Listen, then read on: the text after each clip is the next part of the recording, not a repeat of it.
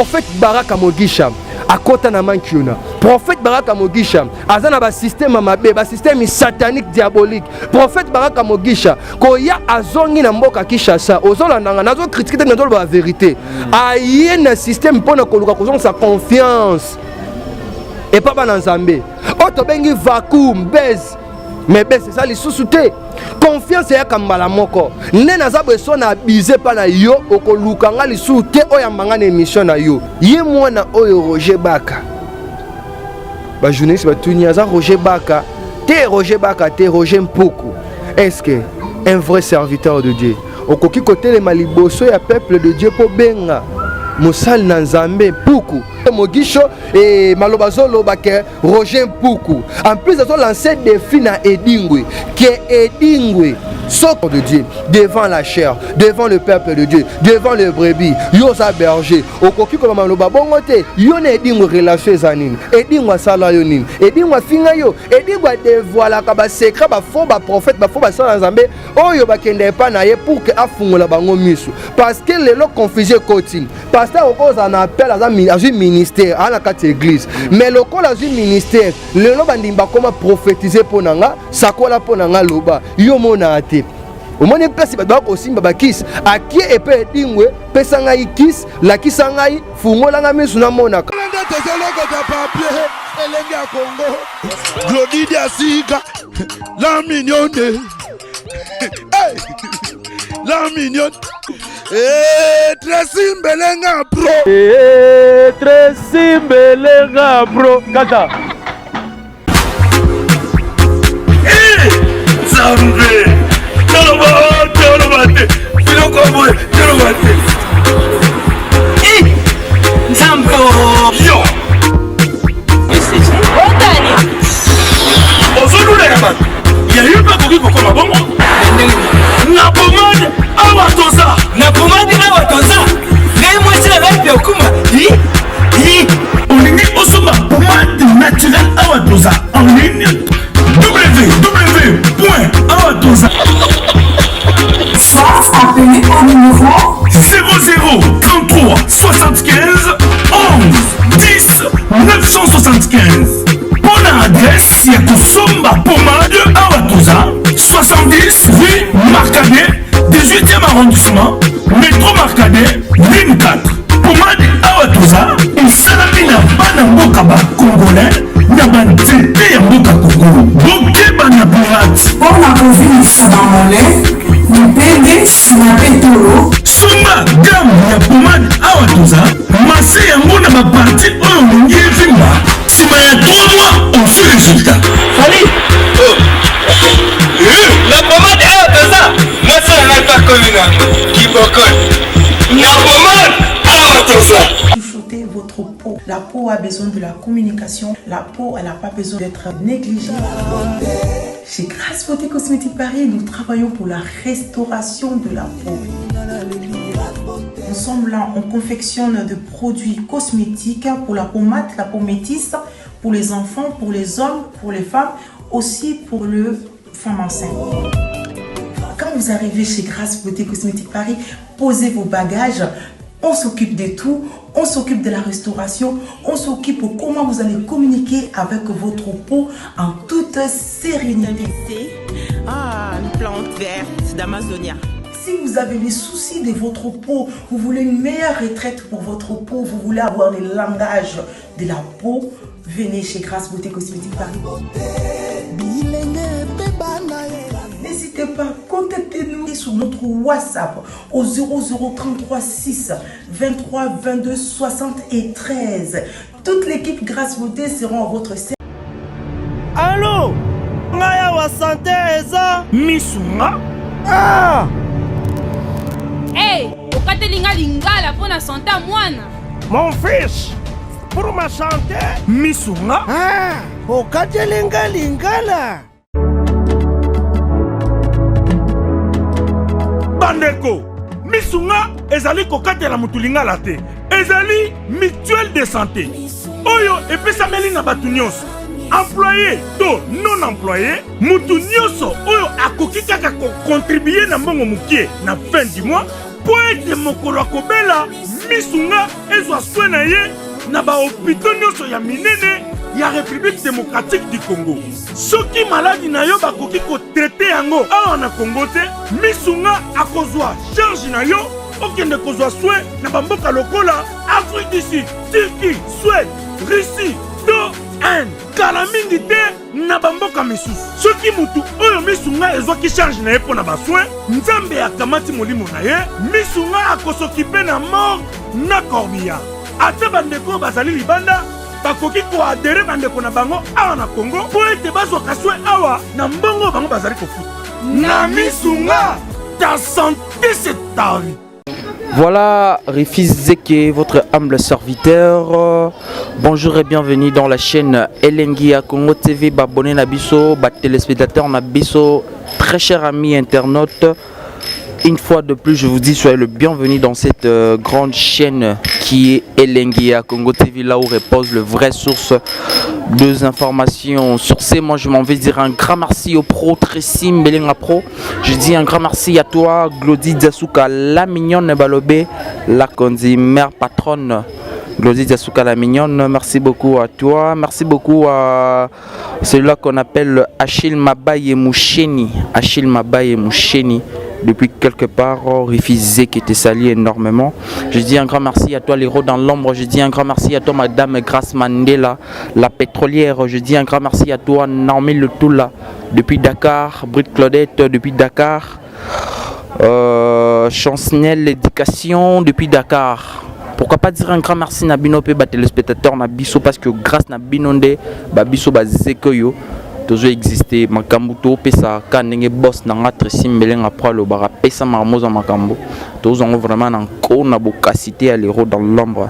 Merci beaucoup. Alors Bonzambe na Bonzambe lo les ofutaka ndenge venanga Alvin Beya alobaka bo comprendre nga so ina komi ko utiliser so ina zo utiliser slogan oyo et la kisi ke nazo yambela bino moko ya ba pasteur moko ya ba prophète. Pour me camper sur le sujet qui dérange, ça dérange énormément que voir basali Nzambe tinenge bakomi na ba point ya ko finga na ba réseaux sociaux basali Nzambe bakomi na ba point ya ko pesa na ba menace ya ko kebisa batu na ba réseaux sociaux. C'est quelque chose à craindre, ça craint grave et sengi et nécessité tout ça lango émission tout ça lango analyse. Sur ce, je suis pas seul dans le plateau, je suis avec le prophète Gélardin Luanga Motona Nzambe. Nainde to mekambe ko développer sujet. Sujet c'est quoi le sujet? Tout le monde a qui pasteur Nabiso prophète Mogisho, Baraka Mogisho aleki na ba écran, aleki na ba internet pour na ko menacer évangéliste Nabiso Roger Baka, voire même na cher azoyi sa Roger Baka qui azan beaucoup bandimi bazana bazota la pasteur prophète azotea mais yé na cher Bible mpandi ma finga Roger Baka kan beaucoup Roger Baka kan beaucoup OK bisa Roger Baka a yebi place Roger Baka fandaka plus loin ebisi que non Roger Baka qui mamboka parce que ba propos à bon c'est comme si azo menacé Roger Baka lelo lobiso qui m'a bé comme li ndeko na biso Roger Baka on le souhaite pas. Qu'est-ce que nous allons dire? Bon que nos kanga pasteur Mogisho parce que ba propos na yezo ils a bien azo menacé Roger Baka qui misa Roger Baka akima bon chose étonnant yaza congolais té pasteur Mogisho il faut le dire aza congolais té mazo yebisa congolais ayant droit na mbora na e akima parce que a yebi place à fandara a fini quand beaucoup bon et ça lui sur moi pas si ngana lobana nga journaliste libéral Kota Bonzambe je suis là pour poser mes questions là où je comprends pas je dois faire une analyse, je dois recevoir un pasteur, je dois recevoir un prophète pour parler de ces sujets. Côté politique on fait quand même, on essaye de faire notre boulot et côté la musique on est là actif pour travailler comme il faut. Jomo Kwaya MK Communication, je dis un grand merci, le réalisateur le plus rapide, moi Moké Bongo Belé, merci beaucoup à toi. Alors je ne vais pas monopoliser la parole, Gloire Diaké c'est Montréal, Bembi Sanga va comprendre que non, Nazana Gilardin Luanga prophète, Nainde Tourme Campé ko solo laka ba makambo concernant le pasteur Mogisho et le pasteur et l'évangéliste Roger Baka. Mogisho à se parvenir ko finga Roger Baka beaucoup na cher. Pasteur avant tout, prophète avant tout sur la séjourne. C'est ma quand c'est fois on a recevoir des émissions comme déjà invité dans habituel. Moi gentil na ba les téléspectateurs au bata la biso surtout ba abonné à Elenga Congo TV. Moi gentil vite fait et puis toi bané to kota na profondeur il y a sujet na biso. OK, merci beaucoup ndeko journaliste. Avant toko tanasengi ndeko nyonso tozolandanga kanga kaka misu na yo to bonde la va to bande mission parce que tozaba na Nzambe. L'Éternel, le Dieu des anges, le Dieu des esprits. Seigneur, le Dieu d'Abraham, d'Isaac et de Jacob, le Dieu de Abba, eux poussé bisoto ganga toujours Abba Père. Molimo mo santo azala kat na moko azola l'émission oyo. Peuple na yo bazala édifié. Libotano ebikisama nyonso tout eza comme obstacle, blocage, maladie, pauvreté, chasseresse. Et à la nul et sans effet dans le nom de Jésus Kachika la Jina la Yesu. J'ai ainsi prié et je dis Amen. Merci beaucoup pour na bandeko tout par rapport à la question ya journaliste. Kombo nanga na bengami na kombo ya prophète Gilardin, le jeune prophète oyo azo ko exercer ministère prophétique. Tozo sala musala ya Nzambe comme d'habitude. Et nous sommes là pour dévoiler les secrets sataniques et toujours aux priorité côté la parole de Dieu. Parce que la Bible nous dit tout passera, mais iota, sa parole ne passera jamais.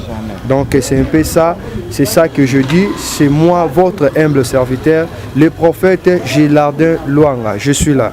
Voilà le prophète Gilardin Luanga. Je pense que Emiche Fonga Michiko, Tokota Siko. Na mozindo ya ba masolo na biso ocho pesa prière wa batu nanda ko balobi amen ebele lelo pasteur Mogisho prophète azala prophète par rapport à la ndenge bobengela ke prophète ngape na oka ke prophète c'est un peu ça quoi lelo komona prophète Baraka Mogisho ko benga Roger Baka beaucoup pourquoi les alrois injira pour qu'on a cher devant basali nzambe misusu bazana aveuglé ba oseka mais ba éviter que non abimisi injire na cher yo tango yoka kiloko na réaction nous a inondé. Bon, je crois eza moko ba question au ba journaliste belé baza ko poser ngai na sali be émission na ba chaîne belé nazo sala be émission nazate pona kolobaka toujours makamba batu. Mais nous avons valoriser le nom de Jésus-Christ de Nazareth. Mais tant que ngai naza prophète et prophète Bishop Baraka Mogisha, ba propos na ye, ba maloba na ye na cher ezala ki bien te koyo kango nazanga moko te basala nzambe bela ba sepela ki nango te. Pendant que na tele mangalibosa peuple de Dieu nazawa na pona côté ya bango évangile. Qu'on valoriser combat Jésus-Christ parce que yende abongi yende azo mérité nyonso oya motuya nazate pona kotanga combat moto quel que soit ba problème entre yena Roger Baka quel que soit makambo oyo ezotungisa bango yena Roger Baka parce que na be mission na ye alobi Roger Baka fingi ye pendant 9 ans banda ministère na ye azo regretter alobi trop c'est trop alobi pona nini na finga ka batu misusu ta finga kaka ye mwana oyo Roger Baka ba journaliste ba tuni aza Roger Baka te Roger Mpoko est-ce que un vrai serviteur de Dieu okoki kote le maliboso ya peuple de Dieu po benga mosali na Nzambe Mpoko na ministère ndenge zawana na ministère Bible lobi na biso ba pesi biso badon Bible zo expliquer biso comme badon ba lobi na biso ke ndenge tozali à l'apôtre ezala évangéliste ezala docteur biso nyonso tout tozaka na esprit moko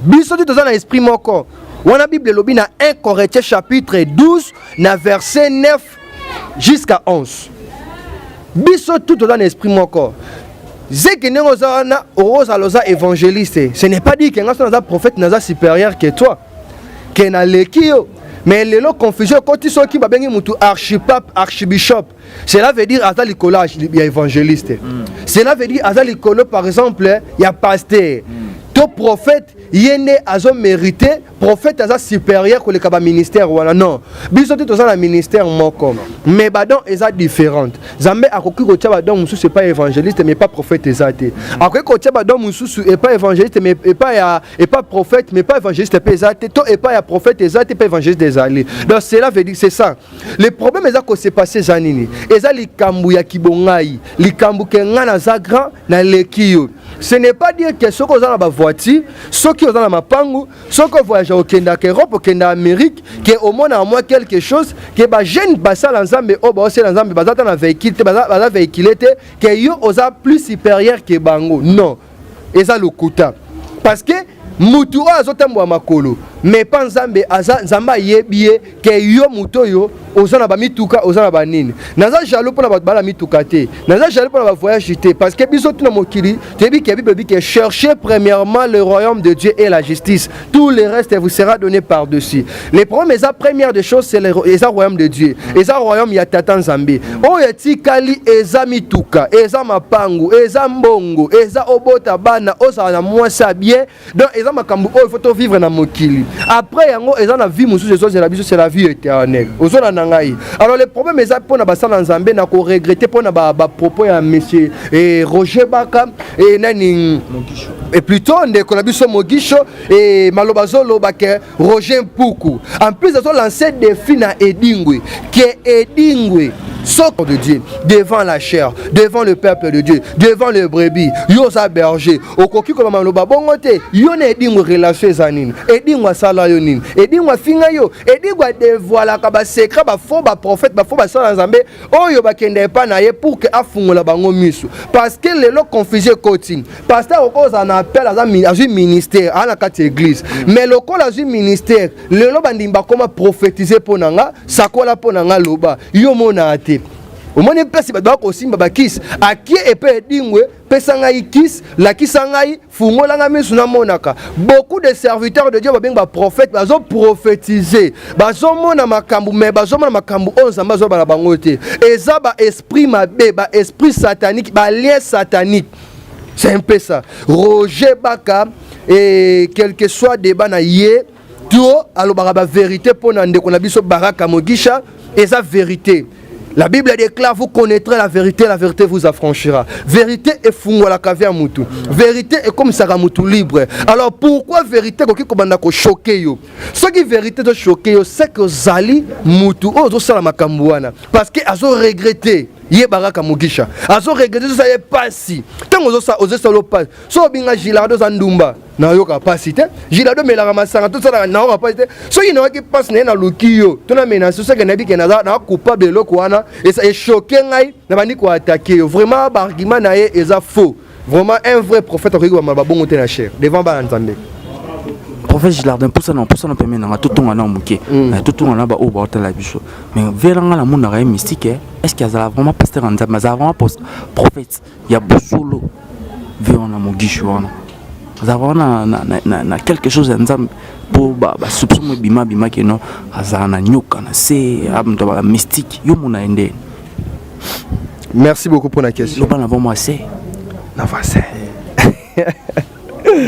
banza bala na biso voici wana te répondre biso maman pour tous les bon les problèmes eza que c'est passé zanini quelque chose à bien nazo répondre yo Ndeko na biso Baraka Mogisha par rapport à la question ya vrai ou bien faux na ye aza mosala nzambe souvent opposant ba question souvent trop na kati mbemi nga nazala na quête na ba vérité c'est ça nga ça me fait tellement mal comment na vérité libéraka moi je suis à la quête de la vérité prophète bishop Baraka Mogisha aza prophète OK nazo telemela ba signe satanique Azo appelle.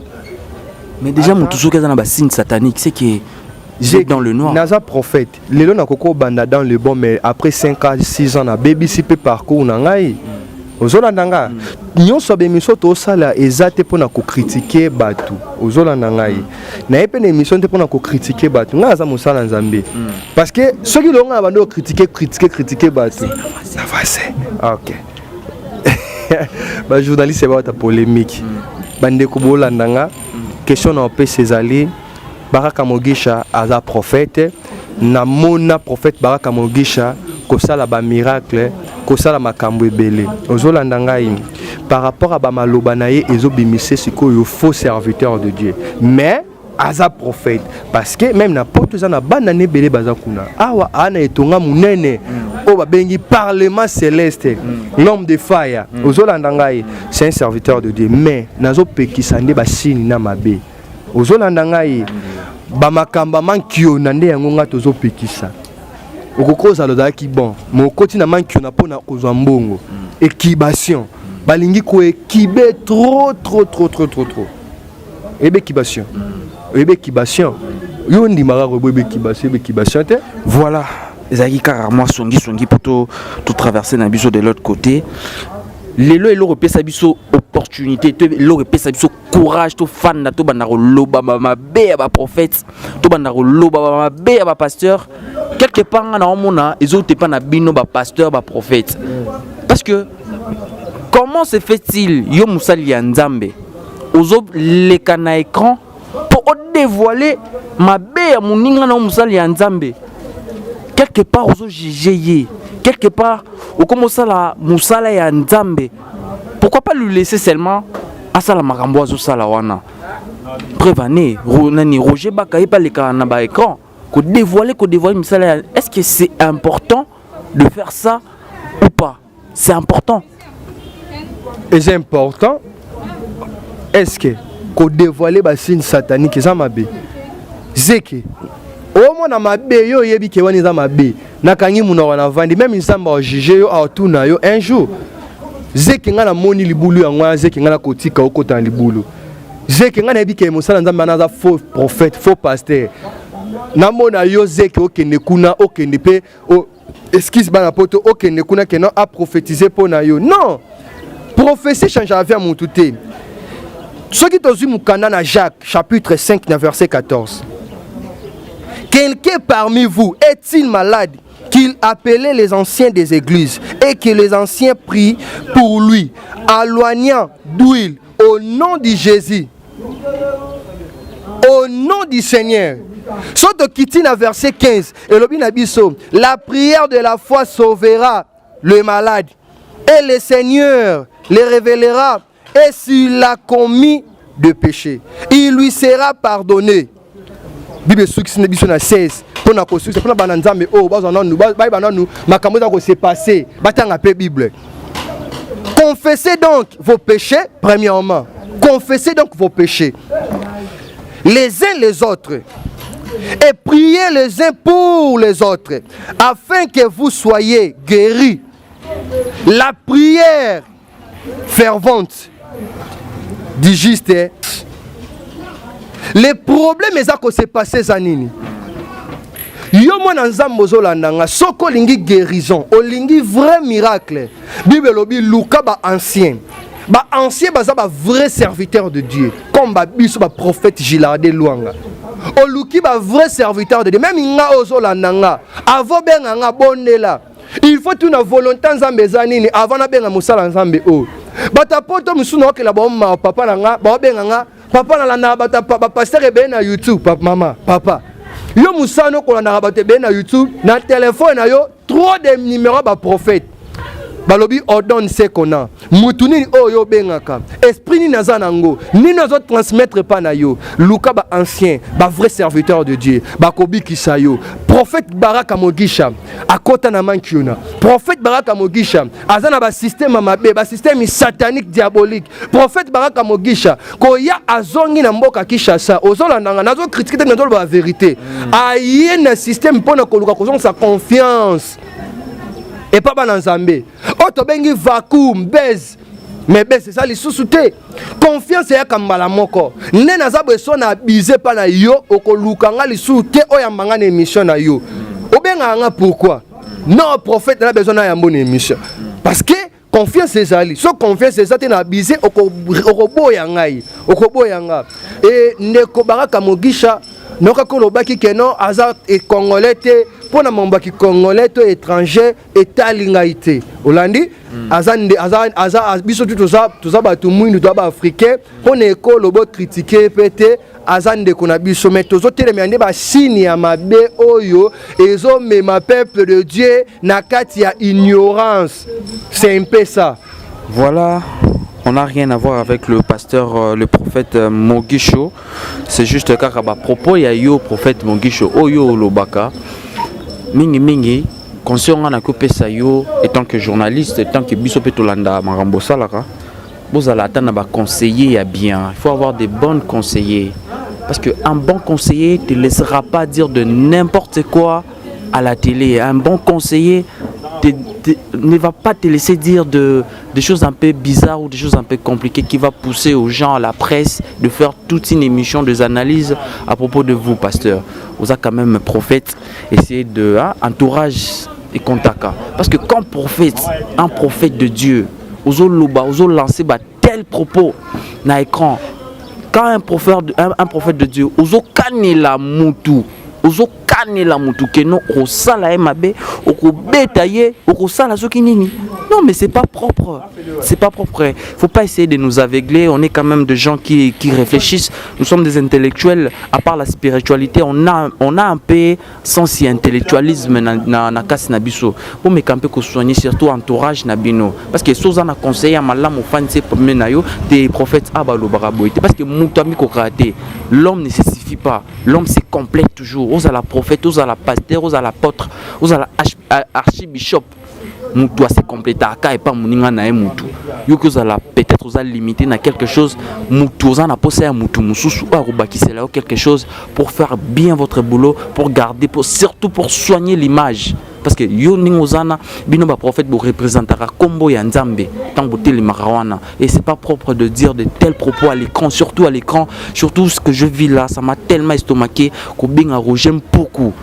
Injure, bon, c'est pas ce que Jésus nous a enseigné dans l'évangile. C'est pas propre tout ça. Essayez un peu de revoir certaines choses, certaines bêtises, mais pas. Au fond, c'est pas évident de répondre. C'est pas évident de répondre tellement ou répondre. Pourquoi? Après quoi? Si Roger Baka vient, il passe à la télé en train de désannoncer que peut-être mais c'est pas la peine de répondre. Reste zen, zala calme, prophète, salam na oyo, landa message au nzamba pesio Olanda. Les restes c'est pas important. Les restes c'est pas, ce sont de futilité. Ce sont vraiment de futilité. Moi na grâce ya na bokasité ya venanga Alvin Bea na kutana na prophète Mugisho tout me campé ko solo na pesa vraiment conseil en pleine émission et ça l'engande vraiment plaisir sur na yambi na bokasité ya venanga Alvin Bea bonzambe na bonzambe lo les ofuta na yebika okumsanga okotsanga na ndaku ya Mugisho tout so na Mugisho nga na pesa conseil. Moi je suis un journaliste libéral, là où il y a le mal je dénonce, là où il y a à critiquer on critique, là où il y a féliciter on félicite, mais pour l'instant on doit d'abord critiquer ces genres de comportements ou de gestes. Ça sonne pas bien à l'oreille quand une personne écoute. Wana mtolo babongo prophète, archibishop, pasteur. Et puis ça nanzo to malili. Na pour ça que tu as qui ma église to kata blogo to fana biso ta na nemo ki panya na place au kinema église. Sur ce, ngana sisi na nga émission na nga ina pesa prophète Maloba Suka bambote ba salutation vite fait. Et avant toute chose, moi je dis un grand merci au Protrici Mbelenga Pro, je dis un grand merci à Glody Diasuka la mignonne madame Grace Mandela. Merci beaucoup place aux Olanda bambote belé. Prophète to comme na biso na Suka Johnny Mwamba place aux bambote belé na ngape opambolanga Johnny Mwamba. Olanda biso pambola est vraiment Johnny Mwamba mana mobali le jeune patron Johnny Mwamba. Olanda biso pambolanga et moi salutation vite fait Maloba Suka to des anciens na biso émission. Ok, Nzambe apambola yo mon frère Johnny Mwamba. Que mon Dieu te bénisse abondamment. La paix du Seigneur est à combler yo. Longue vie, Nzamba lola a visité yo.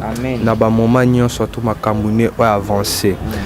Merci pour naba fidèle et tout bollandé prophète Gilardé Loanga, le jeune prophète. Et Nzamba lola amo nabino. Je crois nazo sepela mingi pour na musala non ozo sala.